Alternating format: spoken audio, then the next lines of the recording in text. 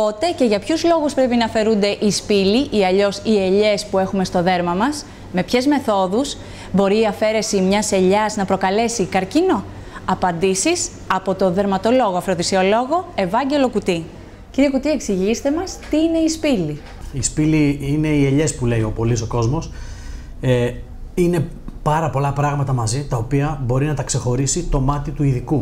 Και ο ειδικός στο δέρμα, όπως ξέρουμε όλοι, είναι ο δερματολόγος. Πότε και για ποιους λόγους πρέπει να αφαιρούνται οι σπήλοι?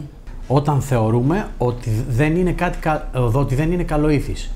Όταν είμαστε σίγουροι, φυσικά τους αφαιρούμε αμέσως, αλλά όταν έχουμε κάποια αμφιβολία, πάλι τους αφαιρούμε, γιατί έχουμε μια αρχή εμείς που λέμε ότι καλύτερα να αφαιρέσουμε 10 σπήλους που θα αποδειχθούν αργότερα ότι είναι σπήλοι, παρά να αφήσουμε ένα μελάνωμα να αναπτυχθεί. Αυτό θα είναι τραγικό. Βέβαια, αφαιρούμε και αυτές που ο ασθενής επιθυμεί. Γιατρέ, έχω μια ελιά εδώ πέρα, είμαι μια γυναίκα, έχω μια ελιά εδώ, με ενοχλεί, δεν θέλω να τη βλέπω.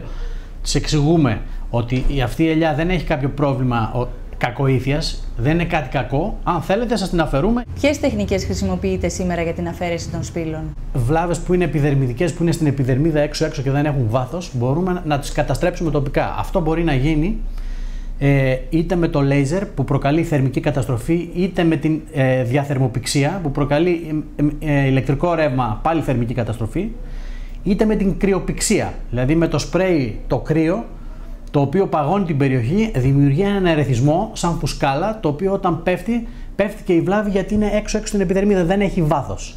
Όσες βλάβες αντιθέτως έχουν βάθος, πρέπει να τις πάρουμε με νηστέρι, χειρουργικά, να πάμε πιο βαθιά. Ποια διαδικασία ακολουθείτε μετά την αφαίρεση μιας ελιάς? Εξετάζονται στην περίπτωση μόνον που έχουμε έστω και μια μικρή αμφιβολία. Όταν, για παράδειγμα, είμαστε σίγουροι ότι αυτή η βλάβη εδώ είναι μια μυρμηγκιά, η οποία είναι καλοήθης και επιδερμιδική βλάβη, λέμε θα την καταστρέψουμε είτε με το σπρέι, την κρυοθεραπεία, είτε με το λέιζερ, είτε με τη διαθερμοπηξία και τελειώνει η υπόθεση, επειδή είμαστε σίγουροι ότι είναι κλινικά ότι είναι καλοήθης βλάβη. Όταν όμως έχουμε έστω και μια μικρή αμφιβολία ότι αυτό μπορεί να είναι έστω και σε 2-3% κάτι που είναι κακό, θα αφαιρεθεί με τον νηστέριο, όπως σας είπα, βαθιά, να πιάσει όλες τις στιβάδες του δέρματος και να πάει στον ιστοπαθολόγο να μας πει τι είναι. Ο ήλιος δημιουργεί νέες ελιές στο σώμα ή αυτές οι ελιές θα δημιουργούνταν ούτως ή άλλως? Συμβαίνουν και τα δύο. Δηλαδή, υπάρχουν ελιές που δημιουργούνται έτσι κι αλλιώς. Όλοι οι άνθρωποι, αν παρατηρήσετε, έχουν από λίγες έως πολλές. Άλλοι έχουν λίγες, άλλοι έχουν πολλές.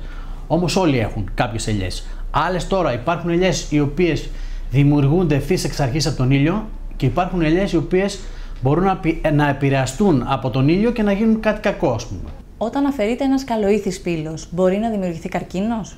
Αυτός είναι ένας μύθος και πρέπει να τον ξεδιαλύνουμε, που υπάρχει μεταξύ των ανθρώπων. Πολλοί φοβούνται, λένε γιατρέ, μήπως να.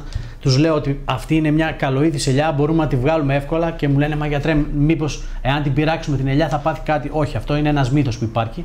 Η κάθε ελιά θα τραβήξει το δρόμο που είναι γραμμένη στο DNA της, στη γενετική της πληροφορία, είτε την πειράξουμε εμείς είτε δεν την πειράξουμε. Αυτή θα πάει εκεί που είναι, αυτό που είναι γραμμένο στο DNA, που έχει η γενετική της πληροφορία.